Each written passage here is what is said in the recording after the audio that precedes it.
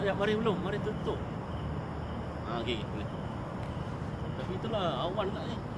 Nak masuk.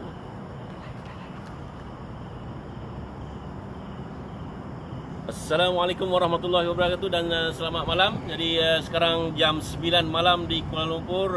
Nampaknya kita bertemu lagi bersiaran pada malam ini, malam kedua program 100 Hours of Astronomy. Dan di Kuala Lumpur pada waktu ini pemandangan cukup indah di langit. Dan walaupun sedikit berawan, tetapi sebenarnya kita dapat melihat bulan dan juga planet Mare, serta dalam masa yang sama kita boleh melihat juga kumpulan bintang Orion yang ada di langit. Jadi kalau kita lihat ke sebelah barat sekarang ni, dalam lebih kurang 45 darjah, kita sepatutnya boleh melihat bulan yang mungkin tertutup oleh awan pada ketika ini. Walaupun di sebelah timur kita, lebih kurang ketinggian 80 darjah di sebelah timur, kita boleh melihat kumpulan bintang Orion dari Kuala Lumpur pada malam ni. Okey, ini 3 bintang sebaris yang merupakan tali pinggang pemburu ataupun tentera. Dan ini adalah bahagian kaki serta bahagian badan kumpulan bintang Orion. Dan ini sangat jelas dilihat, dan tidak jauh daripada 3 bintang sebaris ataupun kumpulan bintang Orion ini, kita boleh melihat bintang Sirius yang berada lebih kurang dalam 20 darjah ke bawah. Dan sangat jelas kumpulan bintang Orion dapat dilihat dari langit Kuala Lumpur pada malam ini. Dan kita juga bernasib baik malam ni kerana walaupun berawan, tapi sebenarnya ia mudah berlalu. Dan kita sepatutnya boleh melihat bulan yang tidak begitu jauh daripada planet Mare pada malam ini. Okey, kita boleh lihat bulan mula muncul daripada celah awan di langit pada ketinggian 45 darjah ke arah barat.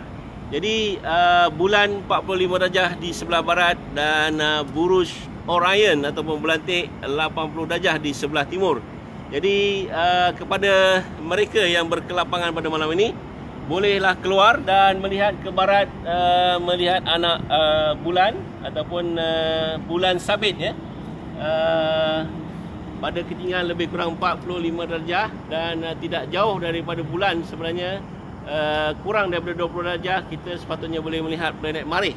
Tapi di planetarium negara sekarang ni agak berawan. Dan itulah 2 fenomena yang begitu indah dan menarik boleh disaksikan dari langit planetarium di Kuala Lumpur pada malam ni. Jadi kepada mereka yang ingin menyaksikan buruj Orion, sila lihat keluar, dan sekiranya tidak ada awan dan anda boleh melihat dalam ketinggian lebih kurang 80 darjah di sebelah timur, kita akan dapat melihat kumpulan bintang Orion ataupun belantik berada di atas, hampir di atas kepala kita. Okey, dan bintang Sirius berada di bawah daripada kumpulan bintang Orion. Okey, dan itulah bulan sudah menampakkan dirinya di sebelah barat sana.